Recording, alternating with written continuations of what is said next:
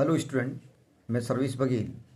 आज ज्योग्राफी का जो लास्ट चैप्टर है उसको लेकर उपस्थित हुआ हूँ।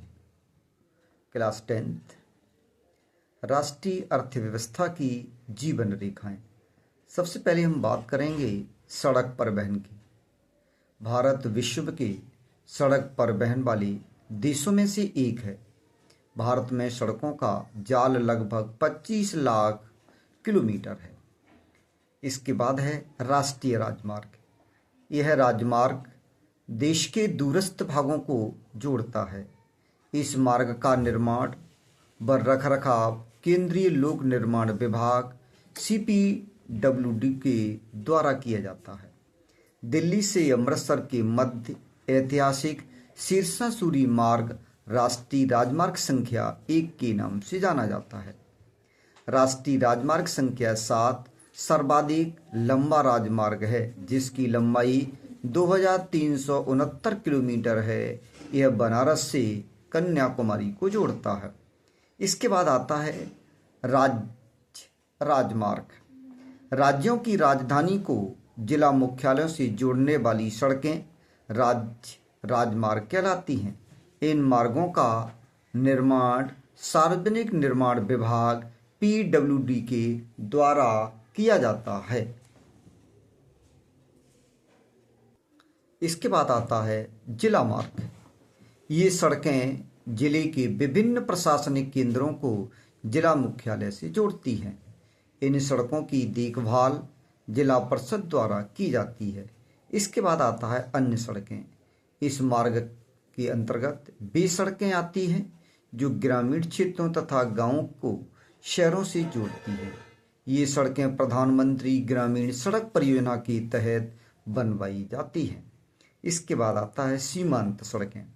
इन सड़कों का निर्माण भारत सरकार प्राधिकरण के अधीन किया जाता है।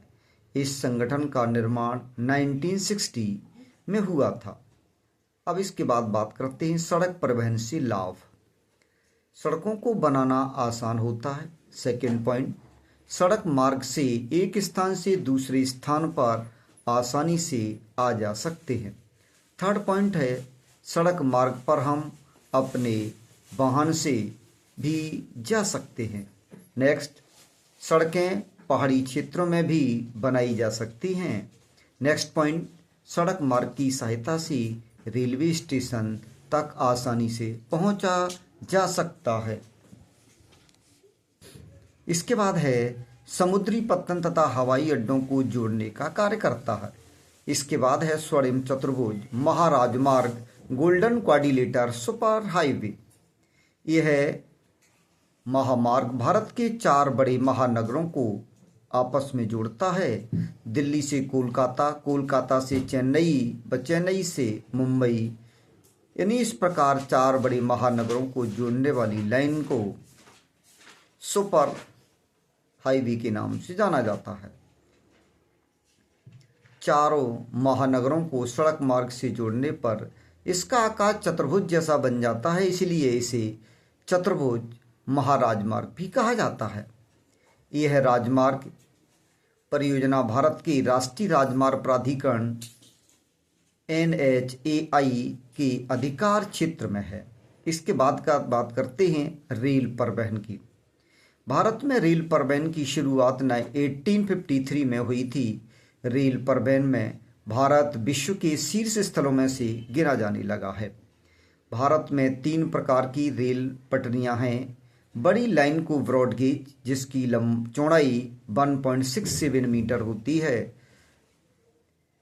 इसके बाद आता है मीटर गेज, जिसकी चौड़ाई 1 मीटर होती है, तथा नैरो गेज, जिसकी पटरियों के बीच की दूरी 0.762 मीटर होती है।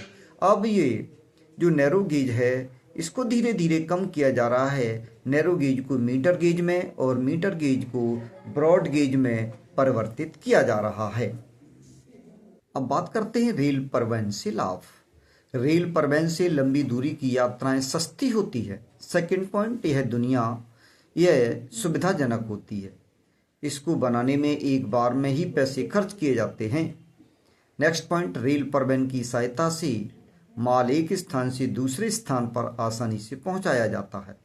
नेक्स्ट पॉइंट, रेल परिवहन से समय की बचत होती है। इसके बाद बात करते हैं हम वायु परिवहन की। भारत में वायु परिवहन का राष्ट्रीयकरण 1953 में किया गया था। एयर इंडिया व इंडियन एयरलाइंस व इसके अलावा प्राइवेट सेवाएं भी कार्य कर रही हैं। अब इसके बाद बात करते हैं वायु परिवहन से लाभ। नंबर 1, इसमें समय की बचत होती है। सेकेंड पॉइंट, इसका मार्ग बनाने में पैसा खर्च नहीं होता है। थर्ड पॉइंट, इससे यात्रा करना आरामदायक होता है। नेक्स्ट पॉइंट, इसके मार्ग में जाम की स्थिति नहीं होती है। नेक्स्ट पॉइंट, इससे व्यापार भी आसानी से हो जाता है। इसके बाद बात करते हैं जल परिवहन की।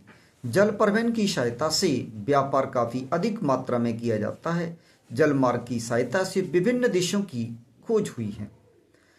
जल परिवहन के लाभ, जल परिवहन से लगभग 95% व्यापार किया जाता है।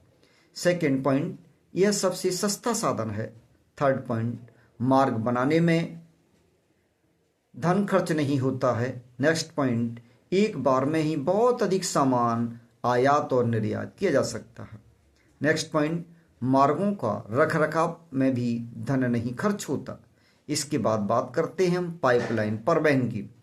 पहले पाइपलाइनों का उपयोग पानी के लिए किया जाता था। वर्तमान समय में इसकी उपयोगिता तेल, प्राकृतिक गैस तथा अन्य तरल पदार्थों में किया जाता है। अब इसके बाद बात करते हैं पाइपलाइन परिवहन से लाभ। इसमें समय की बचत होती है।